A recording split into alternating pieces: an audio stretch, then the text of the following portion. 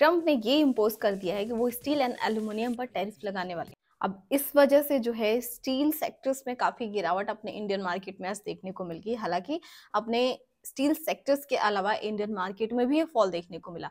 Tata steel में 3% की गिरावट, वहीं वेदांता जैसे शेयर में 4% की गिरावट, सेल के साथ साथ जेएसडब्ल्यू स्टील एंड हिंडाल्को जैसे शेयर में भी 2 से 3% की गिरावट देखने को मिल गई, सिर्फ इस अनाउंसमेंट की वजह से। हालांकि आपको बता दूं कि ये अनाउंसमेंट अभी क्लियर होना बाकी है, क्योंकि उन्होंने कहा है कि ये जो है ट्यूसडे या फिर थर्सडे या फिर इस वीक के एंड तक ये टोटली अनाउंसमेंट होगा कि एक्चुअल में ये किस किस कंट्रीज पर कैसे कैसे लगेगा। लेकिन हम इन डिटेल्स में समझते हैं कि अपने इंडियन मार्केट पर इसका क्या इम्पैक्ट रहेगा, कैसे इसका असर रहेगा, वो बेनिफिशियल होगा या फिर सफर करेगा, यानी कुल मिलाकर फायदा होगा कि नुकसान होगा, इस पर हम इन डिटेल्स में समझते हैं। सो वीडियो को बस बिना स्किप करे पूरा देखिए। Hello everyone, this is Pooja Singh and welcome back to our channel stock 24/7।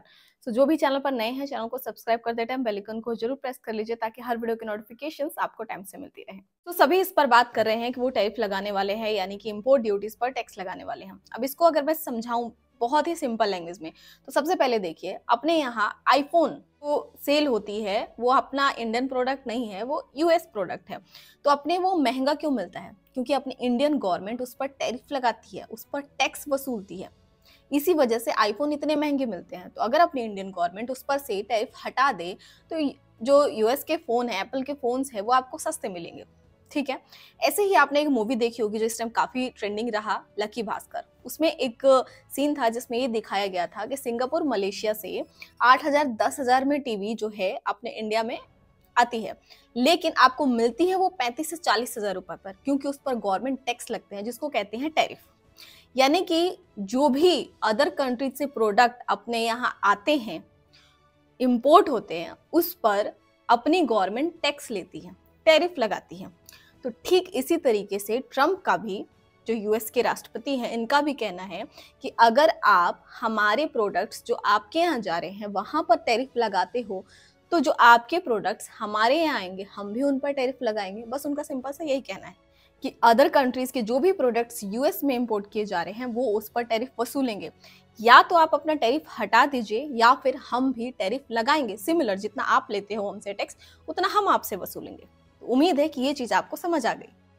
सो इस वजह से स्टील सेक्टर में आज गिरावट है, क्योंकि अभी रिसेंटली देखिए लगातार ये न्यूज आ रही है, लगातार हम ये सुन रहे हैं टैरिफ बढ़ाने की बात। अभी वो उन्होंने शपथ नहीं लिया था, उनके जीतने की बात हुई थी, तभी भी इसका कंसर्न था, क्योंकि वो लगातार कह रहे थे कि हम टैरिफ बढ़ाएंगे कुछ कंट्रीज पर। इसके पहले आपने देखा भी होगा, नोटिस किया होगा, सुना होगा कि कनाडा, मेक्सिको, ब्राजील जैसे देश पर उन्होंने 25% टैरिफ भी लगा दिया था एंड इसके बाद 50% करने की बात की। लेकिन स्टार्टिंग में अनाउंसमेंट के बाद 30 दिनों तक, फर्स्ट 30 डेज तक उसको रोका भी था।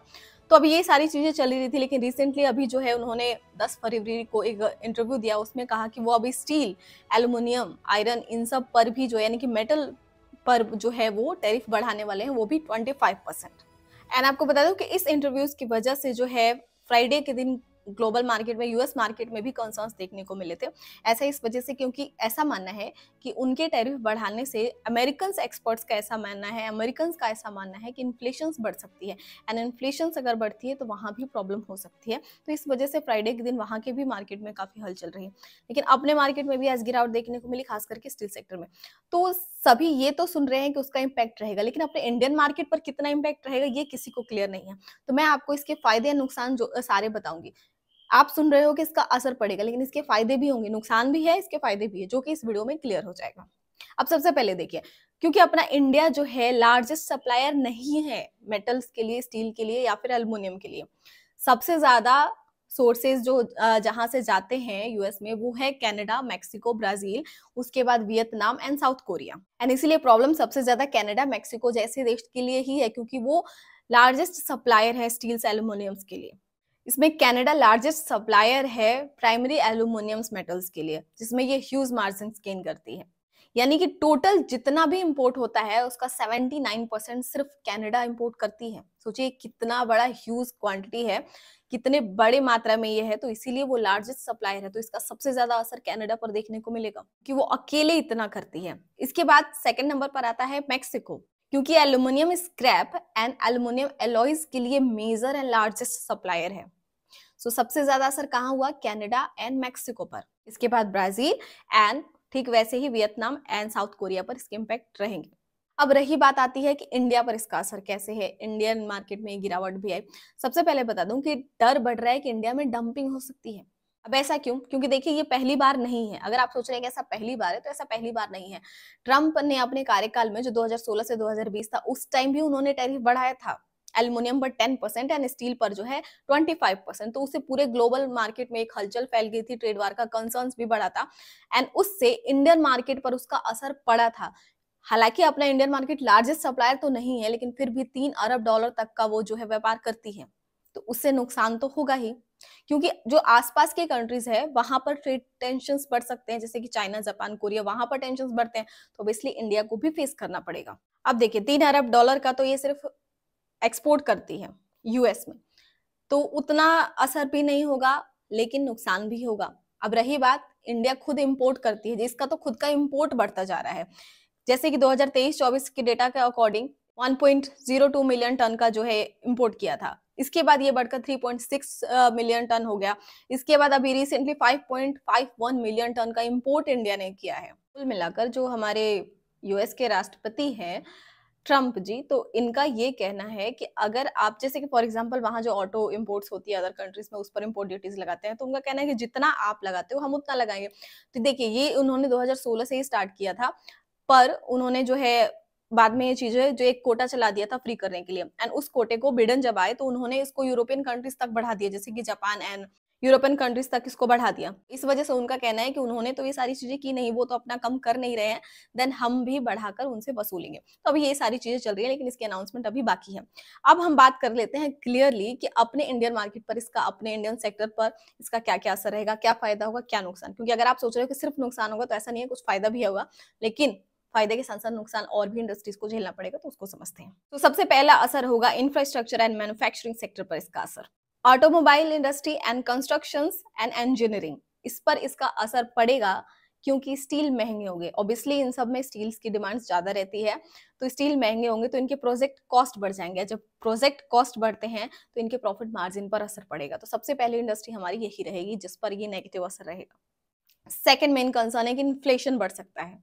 कि स्टील के प्राइसेस बढ़ने से consumer products, consumer goods and industrial products महंगे हो जाते हैं, like car, electronics, machineries, constructions, transportations, ये सारे कॉस्ट बढ़ जाएंगे। तो ऑब्वियसली आपको जो है ये सारी चीजें महंगे मिलेंगी, एंड जब महंगाई बढ़ेगी तो ऑब्वियसली इसी को हम कहते हैं कि इन्फ्लेशन बढ़ रहा है। नंबर थर्ड, एक्सपोर्ट्स टेंशंस बढ़ेंगे, एक्सपोर्ट्स में प्रॉब्लम होगी, एक्सपोर्ट्स पर इसका असर पड़ेगा। इंडिया में बने हुए जो प्रोडक्ट्स है, खास करके जो स्टील से बनती है, उनके एक्सपोर्ट्स पर इसका असर पड़ेगा, क्योंकि इंडियन मैन्युफैक्चरर को महंगे रॉ मटेरियल्स खरीदने पड़ेंगे। अब देखिए मैन्युफैक्चरर को अगर सस्ते रॉ मटेरियल्स मिलते हैं तो ऑब्वियसली उनको प्रॉफिट होता है, चीजें नॉर्मलाइज चलती रहती हैं, लेकिन अब उनको जो है महंगे रॉ मटेरियल्स खरीदने पड़ेंगे, तो ऑब्वियसली कॉस्ट बढ़ेगा। तो जो फिनिश गुड्स आइटम्स आपको मिलेंगे, जो टोटली फिनिश करके दिए जाते हैं, तो उनके प्राइसेस ऑलरेडी बहुत ज्यादा बढ़ जाएंगे, एंड इससे अब ग्लोबल कॉम्पिटिशन बढ़ जाएगा। एंड जब ग्लोबल कॉम्पिटिशन बढ़ेगा तो मेक इन इंडिया या फिर एक्सपोर्ट ओरिएंटेड जो भी प्रोडक्ट्स हैं, या फिर आत्मनिर्भर भारत, इन सब इंडस्ट्रीज को जो है, जो एम सेट किया गया है, उसको नुकसान हो सकता है। नंबर फोर, ट्रेड रिलेशंस पर असर पड़ेगा, यानी कि ट्रेड वॉर हो सकता है। ये आप लगातार सुनते आ रहे हैं कि अगर इस वजह से जो भी टैरिफ इस तरीके से वो बढ़ाते रहे तो ट्रेड वॉर का कंसर्न रहेगा, क्योंकि चाइना, जापान, साउथ कोरिया जैसे देशों में स्टील पर असर पड़ेगा, स्टील बिजनेसेस पर, तो ऑब्वियसली यहाँ पर टेंशंस बढ़ेंगी, क्योंकि इसके पहले भी एक बार ये चीजें हो चुकी हैं। एंड इंडिया पर भी WTO यानी कि वर्ल्ड ट्रेड ऑर्गेनाइजेशन के रूल्स के अकॉर्डिंग प्रेशर बढ़ सकता है। सो हमने सारे नुकसान देखे, मैं एक फायदा भी आपको बताती हूँ। सिर्फ नुकसान नहीं है, कुछ बेनिफिट भी है इसके। इससे डोमेस्टिक स्टील इंडस्ट्री को फायदा मिलेगा, एंड डोमेस्टिक स्टील इंडस्ट्री में फायदा में आपको Tata steel, Vedanta, SAIL, JSW steel जैसी कंपनी इंक्लूडेड है। वैसा क्यों? क्योंकि देखिए फॉरेन स्टील्स महंगे हो जाएंगे, विदेशी स्टील्स महंगे हो जाएंगे, तो अपने जो इंडिया में डोमेस्टिक मैन्युफैक्चरर्स हैं, Tata steel, JSW steel, SAIL जैसी कंपनीज, इनकी डिमांड्स बढ़ जाएगी, इनकी मैन्युफैक्चरिंग की, इनके प्रोडक्शंस की डिमांड्स बढ़ जाएगी, इनके सेल्स बढ़ जाएंगे, तो ऑब्वियसली इनके प्रॉफिट में भी इंप्रूवमेंट आगे हमें देखने को मिलेगा।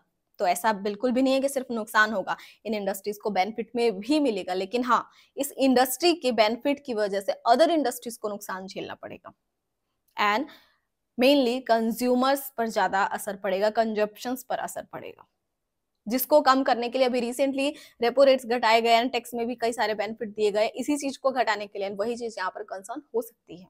सो प्रॉब्लम यहाँ इस स्टील सेक्टर्स के गिरने से नहीं है, वहां पर तो बेनिफिट ही देखा जा रहा है, लेकिन और भी चीजें प्रॉब्लमेटिक हो सकती हैं इनके इस अनाउंसमेंट की वजह से। एंड अगर ऐसा होता है तो ऑब्वियसली इंडिया बड़ा तो सप्लायर नहीं है, बड़े मात्रा में यूएस में इंपोर्ट नहीं करता है इसके लिए, लेकिन हाँ $3 अरब का बिजनेस करती है, सो ये कम भी नहीं है, तो ऑब्वियसली नुकसान झेलना पड़ेगा। हाँ, अगर इस बारे में आपको डिटेल्स में मिल गई हो, इससे रिलेटेड जानकारी आपको, तो बस छोटी सी रिक्वेस्ट है कि ज्यादा से ज्यादा वीडियो को लाइक एंड शेयर करें। मिलते हैं नेक्स्ट वीडियो में। Thanks for watching.